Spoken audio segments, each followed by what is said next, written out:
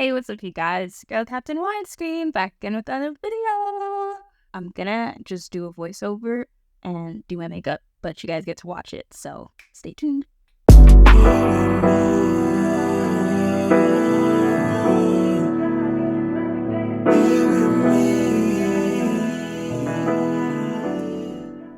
Before I get started, I'd just like to thank everyone who watched my previous video because that's probably the most personal thing I've ever shared on the internet, which is kind of insane. In any case, female friendships are such an important part of my life, and it's a big discussion that resonated with a lot of people. All of my social media platforms where I posted about this, it resonated with someone. So I want to make this a place where we can talk about things. While I'm doing my makeup, I wanted to talk about another chapter of the book. This chapter actually was written by my mom, and it's chapter number 5 in the Female Friendship Guide called Friendship Conflict.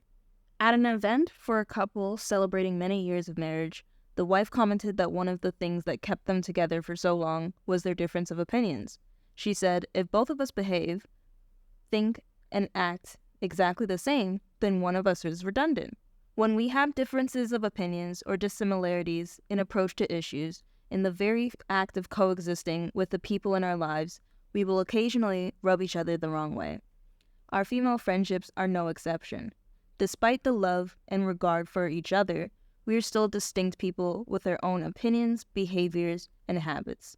Sometimes we will experience conflict. The first discussion question is the absence of conflict in a relationship a sign of a healthy relationship? I think that depends, honestly, because I've been chatting about this in both romantic and platonic senses recently. It varies on the type of conflict that you have. I think that there are things that, like with the support system I have in my life, that we can disagree on, but our inherent values are the same. So the little squabbles are usually over something small.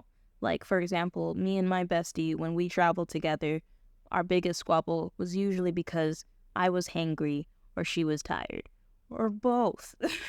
The next discussion question says, what is your relationship with conflict? Life's too short to be upset at other people and let that conflict have real estate in your head forever. Even with the video that I posted last week, for example, me not addressing a conflict in my life made me feel like I couldn't actually go forward with what I wanted to do as a creator. This is my journey right now of me figuring out what's the next step. But so far, my relationship with conflict is avoiding things when it's big, big, big emotions.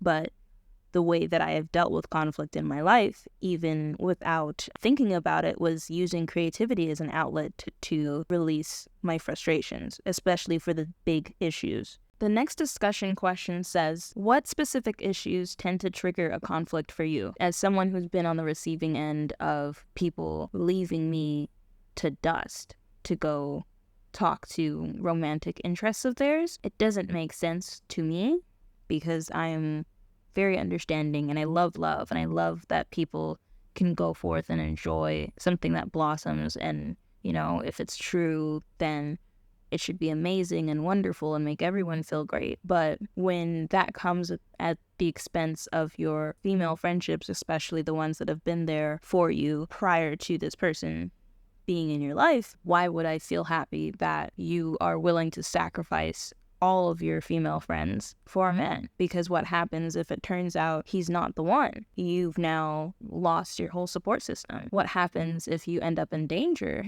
You can't get help if no one's available or leaving a lifeline out to help you. It's unfortunate because a lot of times, that's the biggest conflict that people have in their female friendships. Another conflict, when other people want you to dim your light because they're not ready to join you where you're at. Oh my goodness. In my mid-20s, I spent a lot of that time focusing on my outer appearance. Got really comfortable getting to know my makeup. Obviously, as we can see here, I started to really embrace my fashion sense and really step my style up.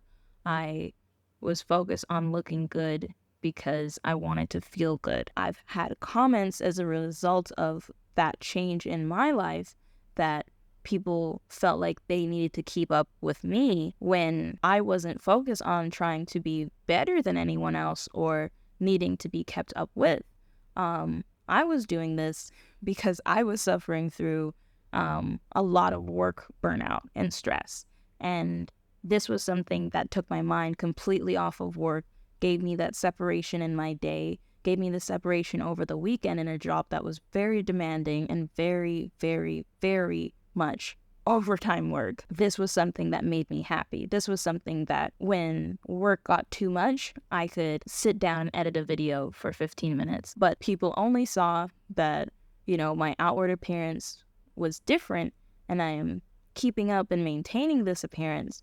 And they said, oh, well, I can't keep up with you, so I don't want to do stuff with you anymore. Or when we would go and hang out, or make plans to hang out, I'd hear, oh, this is just a super casual thing, by the way, not dressy at all. Hold on, because I wish I could say that I dress up for my friends in that way. I do, because I love my friends, and I think that, we all deserve each other at our best, but also should be open to each other at our worst. But I also do not focus on other people as the main source of my happiness. The only person I'm trying to impress at this point is myself. My biggest motivator is me, because I am my biggest obstacle. Discussion question number 4. Does addressing an issue guarantee that you will reach an acceptable resolution? No, it doesn't always guarantee that, because just because you address a conflict that you might have with somebody else doesn't mean that they're going to agree with that. For example, a lot of people are complaining recently about how either they have an influencer friend who always forces them to take pictures, or they are the influencer friend who expects their friends to take pictures of them. Please recognize that your friends are people and they don't need to be forced into doing anything that they don't want to do. I know that when I spend time with my friends, I'm there to spend time with them. Half the time, I will record myself doing makeup just like this video, and I'll go out with my friends, and I'm lucky if I remember to take one picture. Essentially, that is my way of avoiding the, hey, can you take a picture of me real quick? Oh, no, I don't like that picture, da-da-da-da, because I know what standard I have for myself, and that I'm not expecting my friends to have to shoulder that burden for me. I do have friends that enjoy taking pictures, and we make some great stuff together, but that doesn't mean that I expect every friend to be that person. If that's what they're interested in doing, then excellent. Let's make some fun stuff. But if they're not, no. $35 more of powder I just lost there. So with the friend that wants to be an influencer, wants their photos taken, and has a particular way that they want things to be done, with the friend that just wants to go and eat some food, you're not really going to resolve a conflict like that, because it's two differences of opinions that really, in the grand scheme of things, just not matter at the end of the day. If you are someone who enjoys getting photos taken while you're outside, a lot of the time it is easier to get them done first thing, or, maybe ask your friends, hey, can we allot 15 minutes to this time? And if they don't want to participate, they don't have to. So long as it's something that doesn't affect people, hurt somebody, or negatively impact y'all's relationship, I feel like there's an acceptable level of conflict that doesn't have to get resolved within a friendship group. Every group should decide what that is for themselves, though. The final discussion question is, have there been situations where, due to your sensitivity, you've misread or misinterpreted a friend's action as a slight? If yes, how did you deal with it? For me personally, not that I can think of.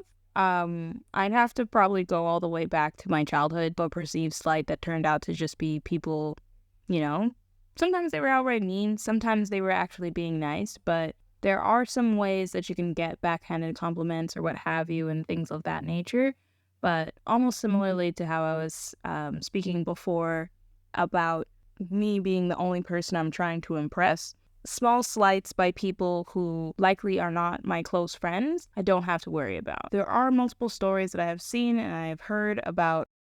For my lip, I actually think I'm going to keep it mad simple. We're going to go in with the Clinique. This is that cherry gloss that went crazy last fall. Finally got my hands on one during a last Sephora sale in the spring. Cute, simple, effective, straightforward. Small things that people just, oh, it's not that serious. I'll just let this go, and then it turns out that that friend actively hated them. Those are scary. I'll say trust your gut, use discernment, and talk to another trusted friend if possible to find out if you're feeling away.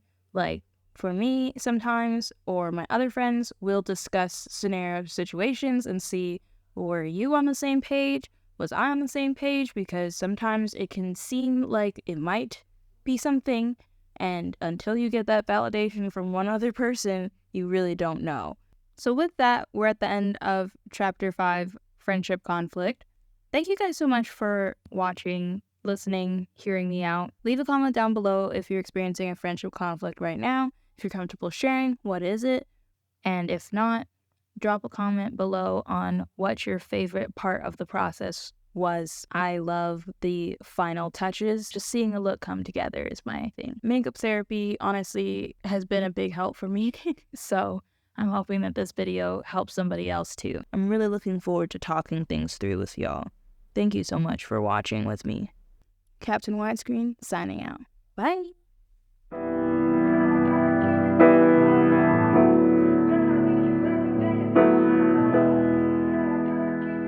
Hey,